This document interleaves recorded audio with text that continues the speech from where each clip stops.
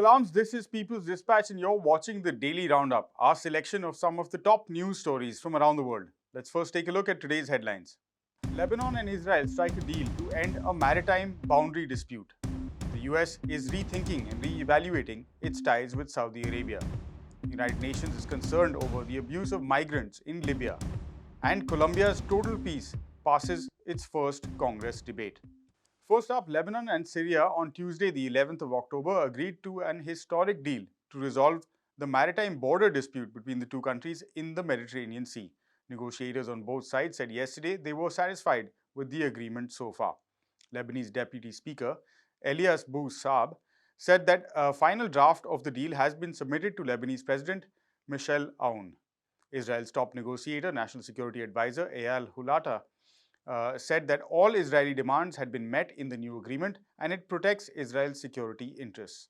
The agreement has been brokered by the United States.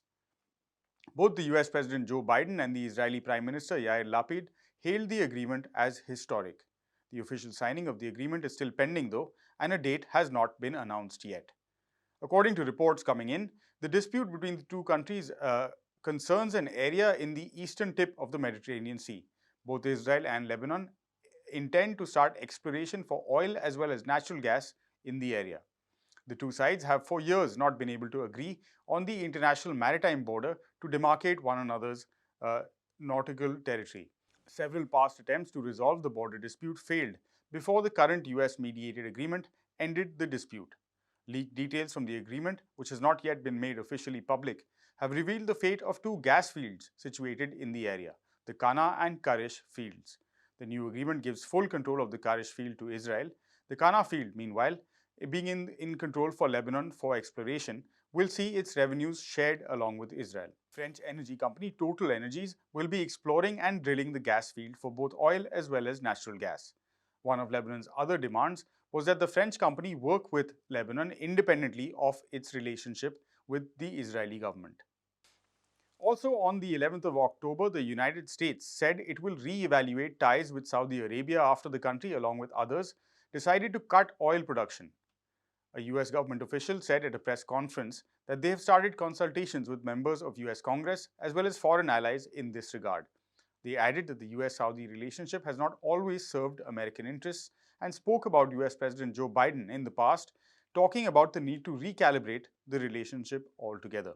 The US remarks came after the OPEC Plus grouping of the world's biggest oil producing countries, of course, along with other producers such as Russia, decided to reduce oil production targets. This grouping produces roughly 80% of the world's oil and has now said that it will reduce production to stabilize oil prices as well as the oil market. The decision to cut back on production has been strongly denounced by the West, especially the United States. Critics, such as several members of US Congress, have said that cutting oil production will cause fuel prices to increase worldwide amid an ongoing global crisis of energy shortage. They further accused countries of supporting Russia in its war with Ukraine, as a rise in oil and gas prices will generate more income for Russia in the face of Western sanctions. The OPEC Plus group rejected these allegations, saying that their intention is not to cause a rise in fuel prices and that it's a purely economic as well as a unanimous decision of the group's 23 members. The United States, which has been provoking war with Russia for years, and now along with Europe is trying to economically strangle Russia over its conflict in Ukraine. The United States has been provoking war with Russia for years, and now along with the European Union is trying to economically strangle Russia over its conflict in Ukraine. US politicians, including elected representatives and others, are now calling for the US to drastically reduce military ties, such as aid as well as sales of weaponry and other forms of support to Saudi Arabia as well as other OPEC Plus countries such as the United Arab Emirates. A United Nations report has highlighted the human rights abuses against migrants in war-torn Libya. The report further expressed concerns regarding the absence of sufficient legal as well as other protection for migrants within the country as well as those from outside Libya. It said that the absence further aggravates their suffering and leaves them at risk of even more egregious human rights violations. The report is based on testimonies from 65 immigrants given to the UN Human Rights Office. They recently returned to their home country of Gambia from Libya. Many, if not all, of these migrants were returned to their native country as part of the Assisted Return Program, which the UN report has criticized for being flawed and insufficient in terms of respecting and upholding the human rights of migrants present in the country and compliance with international human rights laws. The UN strongly derided the fact that even though the assisted return program is supposed to be voluntary, many migrants were forced to agree to return home without taking into account their prior free and informed consent.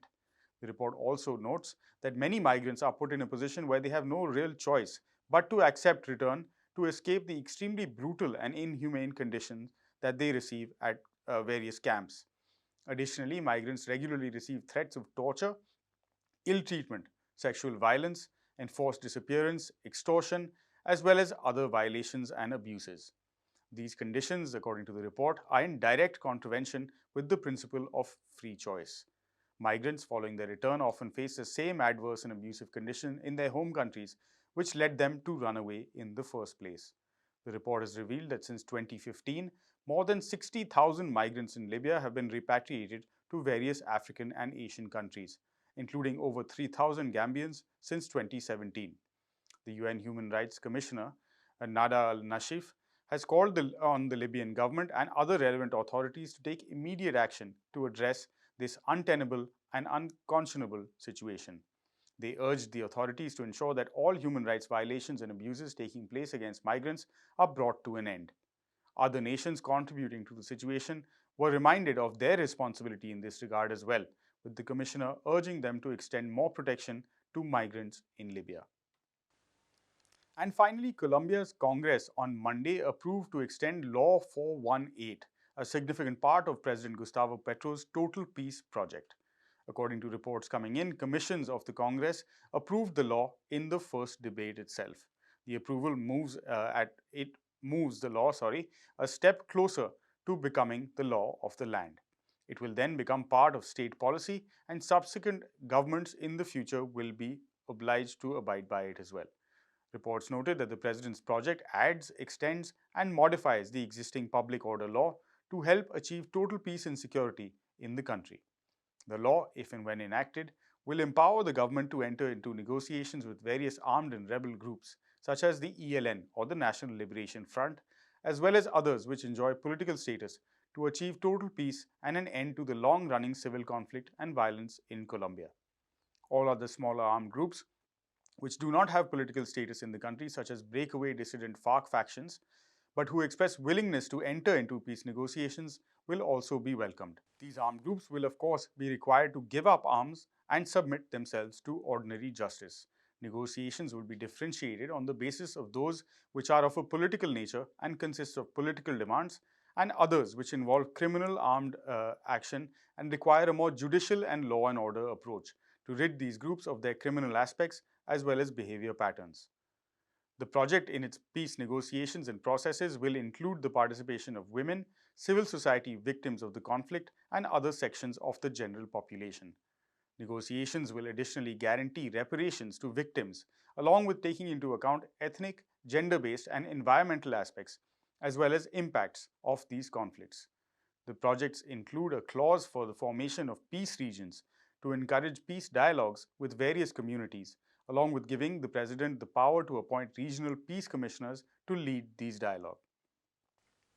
That's all we have on this episode of the Daily Roundup. For more stories such as these, visit our website, peoplesdispatch.org, and don't forget to follow us on Facebook, Twitter, and Instagram.